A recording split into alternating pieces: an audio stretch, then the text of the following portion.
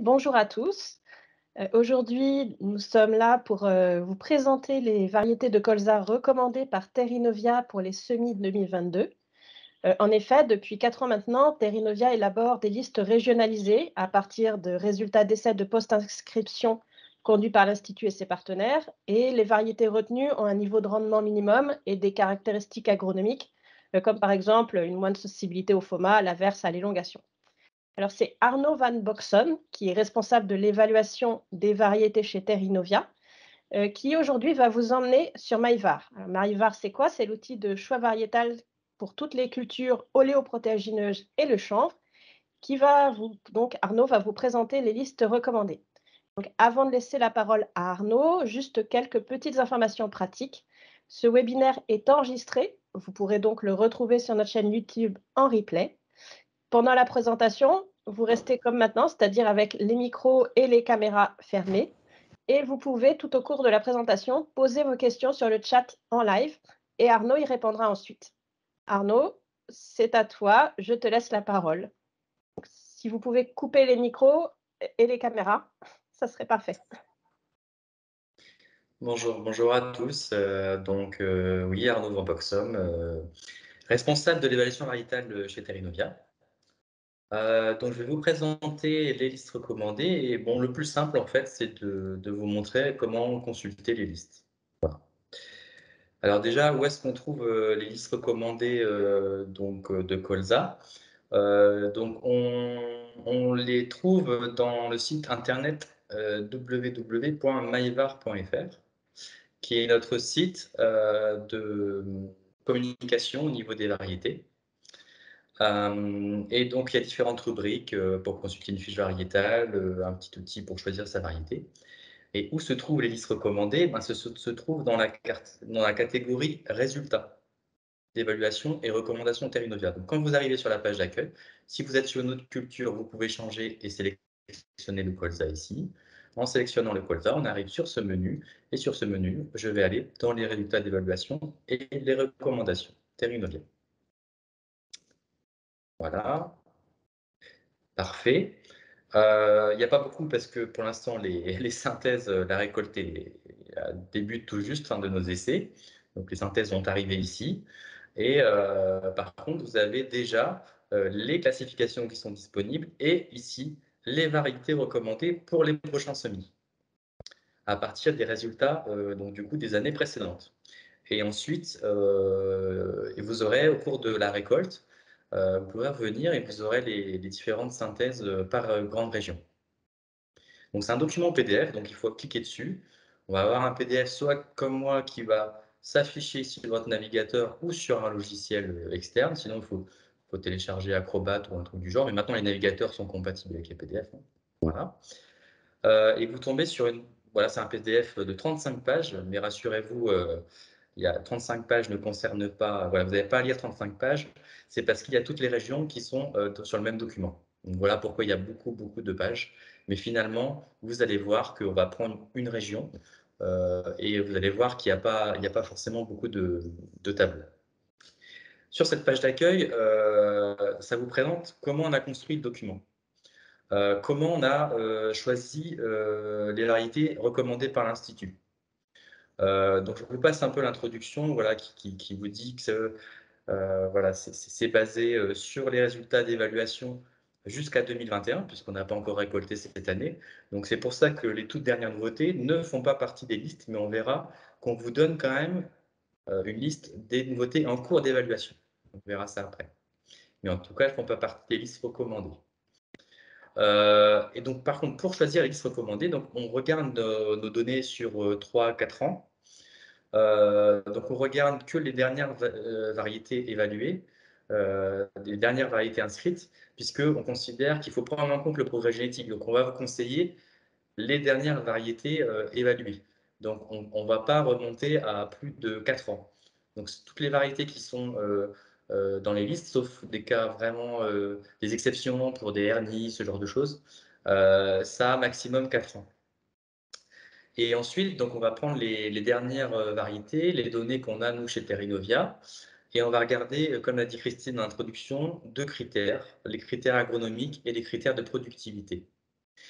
Les critères de productivité, on va regarder le rendement de Terrinovia en post-inscription, donc soit 1 année, voire 2 années de post-inscription. Et en plus, à partir de cette année, on a pris en compte les données également de préinscription au CTPS, puisque la plupart des variétés qui sont recommandées, voire presque toutes, sont des variétés françaises. Donc, on a 2 années d'évaluation en France pour être inscrite. Et donc, on va se servir de ces données rendement. On va recalculer les choses pour avoir un indice pluriannuel de rendement. Et à partir de cet indice, on va mettre un seuil. Et donc, il faudra que la variété soit supérieure à la moyenne pendant ces 3 années d'évaluation. Voilà. Ensuite, il faudra qu'elle soit régulière. Et comment on mesure la régularité? Il faudra qu'il y ait au moins 45% des essais où la variété est évaluée pendant les 3 années, voire 4, où elle était supérieure à la moyenne de l'essai. Donc ça, c'est pour vérifier que la variété est régulière, quoi. Elle ne va pas faire le yo-yo entre les essais ou entre les années. Et ensuite, par région, selon les problématiques régionales, on va appliquer des critères d'agronomique, notamment vis-à-vis du FOMA. On va voir après plus en détail, de l'élongation, la sensibilité à l'élongation tonale, qui peut être assez important pour des régions comme la Bretagne ou quand vous avez des apports de matière organique ou des surdensités, et l'inverse. Donc ça, c'est pour les listes principales. Ensuite, vous avez des listes particulières qu'on verra également. Pour ceux qui souhaitent faire des lignées, ce n'est pas véritablement une recommandation de Terrinovia, c'est plus des informations sur les quelques lignées où on a de l'info. On n'a pas beaucoup, puisqu'on y reviendra après, on ne les évalue plus, ou peu. La hernie des crucifères, parce que c'est pour les cas particuliers. Quand on est en situation de hernie, on a des variétés tolérantes à certains pathotypes de hernie. Pour le Poitou-Charentes, on a aussi une liste aux rebanches rameuses. Et puis quelques mots sur les résistances aux altises ou au virus TYV. Donc sachez que vous pouvez retrouver aussi tous les résultats détaillés sur MyVar. Donc je vais aller sur une région, on va prendre la région centre, par exemple, totalement au hasard. Donc, je suis un agriculteur du centre, je vais regarder la région centre. J'arrive au début de ma liste, je vais avoir sur la première page le conseil du régional. C'est un petit peu long pour la région centre, je n'ai pas pris la région où c'était le texte le plus court. Mais c'est votre régional, en fait, qui vous dit comment choisir une variété. Qu'est-ce qui est important dans la région? Qu'est-ce qu'il faut, voilà, qu'est-ce qu'il faut prendre en compte comme critère? Et qu'est-ce que lui a pris en compte aussi pour établir les listes? Donc ça, voilà, vous avez un texte qui va vous récapituler comment ont été établies les listes. Ensuite, vous avez pour chaque région 2 listes. Vous avez une première liste, la liste principale, qui, elle, avec les critères agronomiques au maximum. Donc, par exemple, ici, il faut être TPS FOMA. TPS, ça veut dire très peu sensible au FOMA. Voilà, et il ne faut pas être sensible à l'averse. Et donc, là, dans cette région centre, a été donc sélectionné ces variétés-là, qui, au niveau des critères de rendement, passaient les seuils. Au niveau des critères agronomiques, il y avait une résistance FOMA et élongation tonale et verse minimum. Il ne faut pas qu'elle soit sensible à l'élongation tonale. Il ne faut pas que la sensibilité à l'élongation tonale soit forte. Voilà. Et après, vous avez des colonnes plus à titre informatif, comme la vigueur, le TURV ou les précocités. Et pour presque toutes les listes, il y a quelques exceptions, vous avez un commentaire du régional. Donc, c'est votre régional qui a noté certaines particularités. Ce n'est pas exhaustif, hein, mais ce qu'il a retenu de la variété pour compléter. Voilà. Et du coup, vous avez cette liste principale qui est plus ou moins longue selon les régions parce que il y a plus ou moins de variétés qui vont passer les barres de productivité et aussi parce que derrière, il y a aussi le régional qui aussi a en plus son mot à dire sur les variétés qui sont recommandées dans sa région, puisque il faut aussi vérifier que ces variétés-là sont commercialisées dans la région. Donc ça, c'est pour la première liste. Et ensuite, donc c'est un PDF, hein, il faut défiler. Sur la deuxième page, enfin, troisième page, du coup ici, vous avez du coup la liste recommandée secondaire ou un plus des critères agronomiques un petit peu moins stricts. Voilà. Donc une deuxième liste où là, c'est le même critère au niveau du rendement, mais au niveau du FOMA, on va accepter les PS, les peu sensibles. Et au niveau de l'élongation tonale, on va accepter les variétés sensibles à l'élongation. Donc en fait, c'est une liste où on dit, on vous conseille ça, mais avec des précautions agronomiques. C'est-à-dire que si vous utilisez une variété sensible à l'élongation élevée, attention à ne pas être dans des situations de surdensité en ayant beaucoup de matière organique. Si vous êtes sur un sol pauvre, avec une bonne densité, il y a peu de chances que ça s'allonge, donc vous pouvez utiliser une variété sensible à l'élongation. Pareil pour le FOMA, si vous êtes sur une rotation courte avec du FOMA, comme la région centre, si vous êtes PS FOMA, ça peut être un peu limite. Voilà. Et sinon, le reste, c'est pareil. Vous avez un commentaire par variété. Donc, on a bien une liste principale avec des critères agronomiques au maximum, une liste secondaire avec des précautions agronomiques, avec des critères agronomiques qui sont toujours là, il n'y a pas de sensible à l'inverse, mais qui sont un petit peu plus faibles. Ensuite, pour chaque liste, en troisième page, vous avez les nouveautés en cours d'évaluation. Donc, on vous a mis pour certains critères ce qu'on a déjà, comme l'élongation tonale, on a déjà évalué. Par contre, le FOMA, on n'a pas encore l'information. Donc, du coup, on vous a mis les données CTPS, donc de pré-inscription. Donc, c'est toutes les nouveautés qui sont dans le réseau actuellement et qui sont en cours d'évaluation. Donc, le rendement, là, 2022, c'est en cours. Par contre, 2021-2020, bah, c'est le rendement à l'inscription. Et la régularité aussi également à l'inscription, avec un petit commentaire pour chaque variété qui sont en cours d'évaluation. Donc, ce n'est pas une véritable liste recommandée, c'est une information sur les nouveautés. L'année prochaine, celles-là, elles repasseront dans les critères des listes et certaines apparaîtront dans les prochaines listes de l'année prochaine, listes recommandées, alors qu'il y en a d'autres qui ne passeront pas les seuils, donc ils ne font pas partie des critères. Là, il n'y a eu aucun filtre. Tout est mis, tout ce qui est testé dans le réseau actuellement et que vous pourrez semer l'année prochaine si votre coopérative vous le donne. Par contre, on n'a pas encore les données, il faut attendre la moisson. Donc on vous donne ce qu'on a, donc ça a été publié début juin. Voilà, et donc ça c'est pour chacune des listes.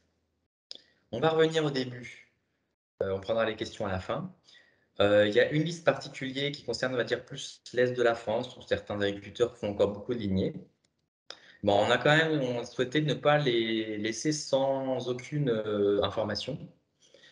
Et on vous explique déjà pourquoi les lignées ne font pas partie des listes recommandées, parce que la dernière variété inscrite en France, c'est ES Mambo, qui a été évaluée, enfin qui a été inscrite en 2014 seulement. Donc ça commence à dater. On n'a plus que des hybrides comme nouveauté. Donc c'est pour ça, c'est pas une volonté de Terrinovia, c'est juste que on teste les nouveautés. Il n'y a pas de nouveauté lignée inscrite en France, donc ça ne fait pas partie des réseaux, hormis dans le réseau Europe, enfin, comment dire, une liste VCM, donc des variétés européennes, mais que sur demande du semencier. Donc, sur proposition du semencier, donc on a eu très peu de lignées proposées par les semenciers pour mettre dans le réseau. Donc du coup, on n'a pas eu beaucoup d'informations. Par contre, l'an dernier, on a mis, dans certains essais de l'Est de la France, on a mis quelques variétés. Donc c'est Mambo, Picto et Randy, on les a mis l'an dernier. Il faut vérifier si elles sont disponibles chez vous, elles ne sont pas forcément beaucoup disponibles. Et je vous ai remis l'indice de rendement comparé aux hybrides, enfin voilà, dans les listes Terrinovia, donc ça va de 89% de la moyenne des essais à 93%, à 98% pour Picto. Dans les 5 essais de l'Est de la France l'an dernier. Toujours avec des commentaires et quelques caractères agronomiques. Il n'y a pas eu de filtre. Hein, j'insiste bien, ce n'est pas une recommandation de lignée, c'est une liste informative qui n'est pas exhaustive parce qu'on n'a pas d'informations sur toutes les lignées qui sont proposées. Voilà. Ensuite, vous avez, pareil, vous pouvez y accéder par la page d'accueil, une liste RNI. On vous explique dans quelle situation c'est important d'utiliser une variété tolérante à la RNI. Et on vous met une liste pareille sans critères agronomiques. Le critère principal, c'est qu'elle soit tolérante à la RNI. Donc, dans une parcelle RNI, voilà, vous avez, du coup, on remonte sur des variétés plus anciennes parce qu'on a moins de renouvellement sur ce type de variété. Quoique, on a eu ces dernières années des variétés comme LG Scorpion ou Crocus et Iguana qui sont en cours d'évaluation. qui sont plus récentes. Voilà, et on vous donner quelques informations qu'on a sur ces variétés tolérantes à la hernie. Avec une productivité qui, pour les variétés anciennes, sont moins importantes en situation où il n'y a pas de hernie. Par contre, les dernières nouveautés sont quand même, en termes de rendement, rattrapent les variétés classiques, se rapprochent des témoins classiques. Donc aujourd'hui, les dernières variétés tolérantes à l'hernie, on commence à avoir des productivités intéressantes. Donc voilà pour la petite aparté. Et puis la fin du document, on vous redit des informations sur les ravageurs, le fait qu'on peut mélanger des variétés très précoces à floraison comme ES Elysia, mais il y en a d'autres maintenant, 5 à 10 voilà, comme mesure alternative de protection intégrée. Vous redire quelques mots sur le TYV. Dans chaque tableau, vous savez si la variété est TYV ou pas. Donc, est-ce qu'elle est tolérante au TYV, enfin, pardon, à résistance partielle au TYV, excusez-moi. Donc, oui ou non, est-ce qu'elle a été évaluée pour ça? Si elle n'est pas TYV, c'est pas pour ça qu'elle est très sensible au virus, hein, c'est quelque chose de beaucoup plus complexe. Et c'est ce qu'on vous rappelle dans ce paragraphe-là, c'est pas le premier critère à prendre en compte. Et c'est pour ça d'ailleurs que ce n'est pas un critère d'établissement des listes. On vous l'a mis à titre informatif. Ensuite, c'est important hein, en situation de virose, mais ce n'est pas le premier critère pour nous au niveau agronomique.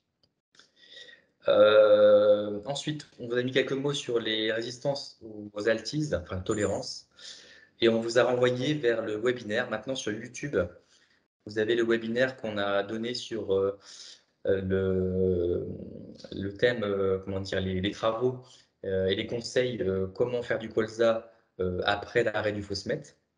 Dans ce webinaire, il y a d'autres leviers, hein, comme les insecticides, etc. Mais dans ce webinaire, il y a une partie variété, voilà, qui est à peu près à 1 heure du webinaire, sur la vidéo YouTube, voilà, sur les résultats, en attendant une publication sur notre site internet qui ne serait tardée.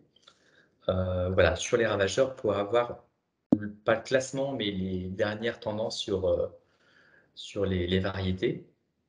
Et sinon, sur les ravageurs, certains régionaux ont mis en commentaire si cette variété-là était bien ou pas. Donc voilà, vous avez vraiment tout. C'est pour ça qu'il y a beaucoup de pages, c'est parce que c'est pour chaque région, je reviens sur la page d'accueil, vous avez les mêmes listes en fait, enfin les mêmes constructions de listes. Vous n'avez pas les mêmes listes, vous avez les mêmes constructions. Donc on va aller très rapidement sur le grand test, où là vous avez la liste principale avec les critères agronomiques au maximum, la liste secondaire avec des critères agronomiques plus légers, la liste des nouveautés qui sont en cours d'évaluation, et voilà. J'en ai fini avec la présentation de la liste. Voilà. Si vous avez des questions, ben, n'hésitez pas. Je laisse Christine reprendre la parole. Puis je laisse mon partage. Je ne sais pas s'il y a eu des questions dans le chat. Alors, pour le moment, il n'y a pas de questions, donc n'hésitez pas à en poser si vous en avez.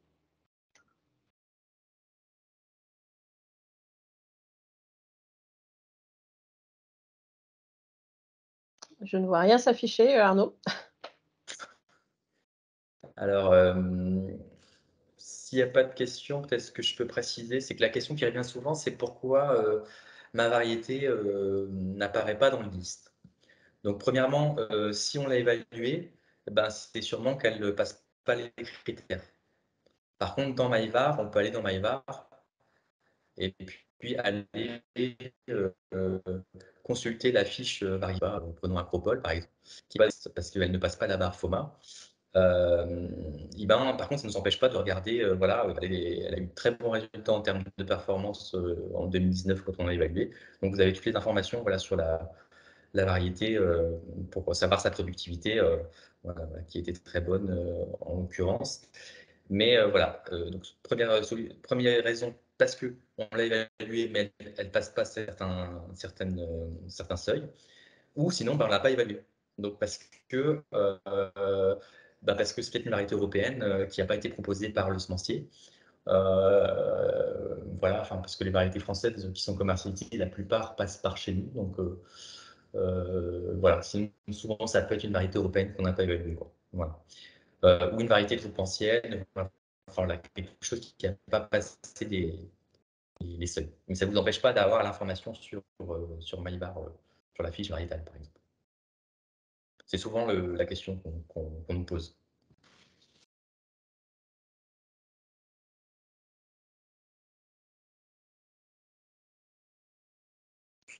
Je ne sais pas s'il y a d'autres questions entre-temps.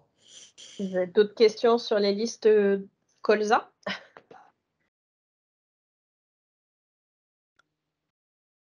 Ou peut-être plus largement sur les listes recommandées? Enfin, par exemple, je sais pas, Arnaud, peut-être tu peux nous préciser quelles sont les après le colza, s'il y a d'autres listes qui sont attendues, avec des nouveautés peut-être? Oui, alors, donc on a commencé sur le tournesol. Donc les listes recommandées tournesol existent depuis pas mal d'années, ça doit faire 4 ou 5 ans. Les listes colza, ça doit faire 4 ans. Et donc ça fait un petit moment quand même que c'est en place. Et on a aussi les listes soja. Ça doit faire à peu près 2 ans qu'on les fait. Donc en soja, on a aussi des listes recommandées. Et depuis cette année, donc c'est tout nouveau, on a eu des listes recommandées en pois d'hiver, en févrole d'hiver, en pois de printemps et en févrole de printemps. Et on voudrait aussi créer des listes en pois chiches, puisqu'il y a suffisamment de variétés pour également faire du conseil de listes recommandées. Après, pour les petites espèces comme la lentille, il y a très peu de variétés, donc on ne peut pas faire de liste encore. Le lupin, c'est pareil. Est-ce que j'ai oublié des espèces? Le lin, on n'a pas encore fait de liste recommandée, mais on pourrait également mettre en place comme en pois chiche des listes recommandées. On a aussi suffisamment de variétés pour le faire, surtout en un printemps. Voilà, donc le but est que sur toutes nos espèces, on ait des listes recommandées, sauf vraiment pour les espèces où il y a très très peu de variétés. Donc pour l'instant, c'est disponible en tournesol, soja, colza et pois févrole, et bientôt sur les autres espèces. Merci Arnaud, et comme tu nous l'as présenté, donc bah, du coup une autre question, hein, peut-être plus, tournée sur, Maïvar. Donc tu nous as présenté ces listes recommandées qui sont sur l'outil Maïvar. Maïvar va connaître un certain nombre d'évolutions, prochainement. Est-ce que tu pourrais nous en parler? Oui, tout à fait. Ben, comme vous pouvez le voir, le design du site, bon, il est encore bien, mais il est un peu vieillissant par rapport ben, voilà, aux sites qui sont maintenant créés enfin, en 2022, quoi. Donc déjà, on va faire une mise à jour, ne serait-ce que visuelle, hein, du design et de l'ergonomie. Bon, il y a quelques trucs qui sont un petit peu plus difficiles de navigation. Par exemple, là, ici, le petit onglet pour passer du colza classique à un autre type, la navigation entre les cultures, la navigation entre les rubriques, tout ça, ça va être revu. Meilleur design, meilleure ergonomie. Sinon, les rubriques vont rester plus ou moins les mêmes, donc avec les fiches variétales, un outil pour choisir ou comparer sa variété, la rubrique résultat. Sauf qu'on va avoir par contre un nouveau module qui va utiliser en fait ce qu'on appelle un indice agronomique. Voilà, le terme n'est pas encore défini, mais en gros, ça va être une sorte de liste recommandée, mais interactive. C'est-à-dire qu'on va vous poser une série de questions et en fonction de votre situation, ben, on va vous proposer une liste de variétés selon le rendement et sa qualité, son indice agronomique. Donc toujours l'indice de productivité, le rendement, et on va mettre en face sa qualité agronomique, son indice agronomique. Donc on va cumuler tous ces critères agronomiques, et plus il aura des bonnes tolérances, etc., plus son indice agronomique va être important, et on va croiser les deux, et on va faire un classement. On va vous donner un top 10, top 15 des variétés dans votre situation qui sont les mieux en rendement et au niveau des tolérances, enfin des critères agronomiques. Donc ça, c'est un OAD en cours de construction qui fera partie du nouveau site internet qui va être disponible en septembre normalement. Donc pour le colza, c'est trop tard évidemment, mais voilà, ce sera disponible pour le prochain semis en colza et pour les espèces de printemps notamment. Donc voilà, avec ce nouveau module qui démarrera en colza et en tournesol. et qui sera élargi ensuite à toutes les autres espèces. Donc ça va être vraiment quelque chose de plus interactif, plus moderne. Voilà, et ça restera toujours mylar.fr, le même nom, mais voilà, on est en train de refaire totalement le site. Merci Arnaud, je pense qu'on aura l'occasion effectivement d'en reparler, à l'automne. Alors sinon, pendant que tu nous expliquais ça, il y a une question qui est arrivée. Alors je te la retransmets. Quelles sont les différences entre inscription française et européenne? Car au final, on retrouve beaucoup de variétés en plaine venant de l'étranger. Je pense à Mélodie, dont on a peu de données, mais que l'on trouve souvent. Alors la différence, à notre niveau, c'est que c'est pas le même réseau. Terrinovia, étant donné le nombre de variétés inscrites en colza qui est très, très important, qui sera encore plus important l'année prochaine, il y a un bon renouvellement, ce qui est très bien pour la culture. Mais du coup, il faut pouvoir les évaluer en post-inscription. Et du coup, ben, notre priorité sur le réseau avec les partenaires, c'est les françaises. Voilà. Et aussi également pour faire le continuum avec le CTPS et comme ça avoir au moins 3 années d'évaluation en France. Par contre, les variétés européennes, on les évalue, mais dans un réseau pardon, restreint d'une quinzaine d'essais en France. Donc on donne des données au niveau national. Par exemple, si je vais dans les résultats ici, vous avez résultats variétés européennes et vous avez les dernières variétés européennes et aussi de RNI qu'on met dans notre réseau qu'on a évalué l'an dernier. En effet, il y a certaines variétés qu'on n'évalue pas, ou qu'on va évaluer pardon, un an juste au niveau national, parce que là, c'est sur proposition du semencier. Donc c'est pas exhaustif parce que sinon on ne pourrait pas évaluer toutes les variétés européennes qui sont commercialisées, ce serait impossible, il y en aurait beaucoup trop. Donc on est en relation avec l'UFS, les semenciers, et c'est eux qui nous proposent des variétés. Donc on leur demande quelle variété vous voulez tester dans le réseau Terrinovia. En tout cas, aujourd'hui, c'est comme ça que ça fonctionne. D'où le manque d'informations chez nous pour certaines variétés européennes, en effet, dont la variété que vous citez. Voilà, malheureusement, on n'a pas de données. Si elle ne nous a pas été confiée par Terrinovia. Je regarde juste Mélodie. Qu'est-ce qu'on avait mis sur la fiche? Parce que vous pouvez regarder sur Terrinovia. Voilà, variété non évaluée par Terrinovia. Voilà, qui a été inscrite en 2018 en effet en Italie.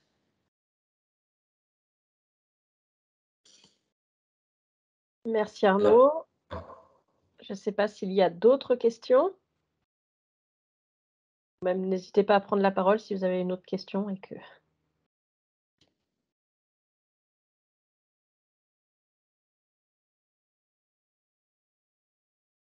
non, une autre question ou pas d'autres questions? Bon, bah, écoutez, sinon on va en rester là. Merci pour cette présentation. Donc, nous espérons que ce webinaire vous a intéressé. Alors juste pour vous donner le prochain rendez-vous des Jeudis de TI, ce sera le 30 juin, pour vous présenter Orthobox. Donc Orthobox, c'est une boîte à outils qui caractérise les variétés de tournesol cette fois, face à l'Eurobanche Cumana.